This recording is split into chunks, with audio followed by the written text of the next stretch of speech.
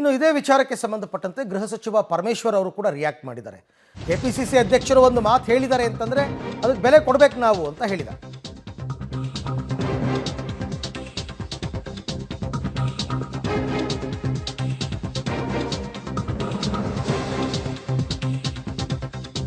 ಪಕ್ಷದ ಅಧ್ಯಕ್ಷರು ಹೇಳಿದ ಮೇಲೆ ಅದಕ್ಕೊಂದು ಅರ್ಥ ಇರುತ್ತೆ.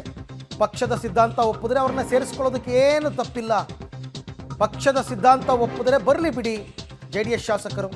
ಯಾಕೆಂದರೆ ಕರೆ ಕೊಟ್ಟಿರ್ತಕ್ಕಂಥದ್ದು KPCC ಅಧ್ಯಕ್ಷರಲ್ವಾ, ಅಧ್ಯಕ್ಷರಾಗಿ ಪಕ್ಷ ಸಂಘಟನೆ ಮಾಡ್ತಾರೆ ಅವರು. ಅದಕ್ಕೊಂದು ಅರ್ಥ ಇರುತ್ತೆ ಏನೋ ಅರ್ಥದಲ್ಲಿ ಅವರು ಮಾತನಾಡಿದ್ದಾರೆ.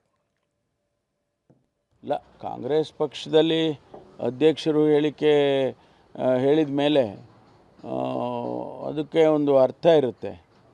ಅವರು ನಮ್ಮ ಪಕ್ಷದ ಐಡಿಯಾಲಜಿ ಬಗ್ಗೆ ಯಾರು ಒಪ್ತಾರೆ ಅವ್ರನ್ನ ಸೇರಿಸ್ಕೊಳ್ಳೋದಕ್ಕೆ ಯಾರ್ದು ಅಬ್ಜೆಕ್ಷನ್ ಇರೋದಿಲ್ಲ. ನಮ್ಮ ತತ್ವ ಸಿದ್ಧಾಂತಗಳಿಗೆ ಒಪ್ಕೋಬೇಕಷ್ಟೇ. ಅವರು ಗೊತ್ತಿಲ್ಲ, ಅದೆಲ್ಲ ಅಧ್ಯಕ್ಷರು ನೋಡ್ಕೊಳ್ತಾರೆ. ನಮ್ಮ ಪಕ್ಷದ ಅಧ್ಯಕ್ಷರು ಅವ್ರಿಗೆ ಬಿಟ್ಟಿರೋ ವಿಚಾರಗಳಿವೆಲ್ಲ. ಯಾರು ಸೇರಿಸ್ಕೋಬೇಕು, ಯಾರಿಗೆ ಸೇರಿಸ್ಕೋಬಾರ್ದು, ಅದೆಲ್ಲ ಅವರು ತೀರ್ಮಾನ ಮಾಡ್ತಾರೆ. ಅದಕ್ಕೆ ಪಕ್ಷದ ಅಧ್ಯಕ್ಷರನ್ನು ಮಾಡಿರೋದು. ಫೌಂಡೇಶನ್ ಹಾಕುವಂತಹ ಮಾತುಗಳು JDSನಿಂದ ಒಂದಷ್ಟು ಜನ ಶಾಸಕರು ಬರ್ತಾರೆ ಅನ್ನೋ ಮಾತಿದೆ. ಅದಕ್ಕೆ ಈಗಿಂದಲೂ ಕೂಡ ಇದು ಫೌಂಡೇಶನ್ ಹಾಕ್ತಾ ಇದ್ದಾರೆ, ಬೇಸ್ಮೆಂಟ್ ಕಟ್ತಾ ಇದ್ದಾರೆ, ಆಮೇಲೆ ನೋಡೋಣ. ಬಟ್ ಅವರು KPCC ಅಧ್ಯಕ್ಷರಾಗಿ ಅವ್ರ ಪಕ್ಷವನ್ನು ಅವ್ರ ಸಂಘಟನೆ ಮಾಡೋದ್ರಲ್ಲಿ ತಪ್ಪೇನಿದೆ? ಬರೋರಾದರೆ ಬನ್ರಪ್ಪ ಅಂತ ಕರೆದಿದ್ದಾರೆ ಅಷ್ಟೇ.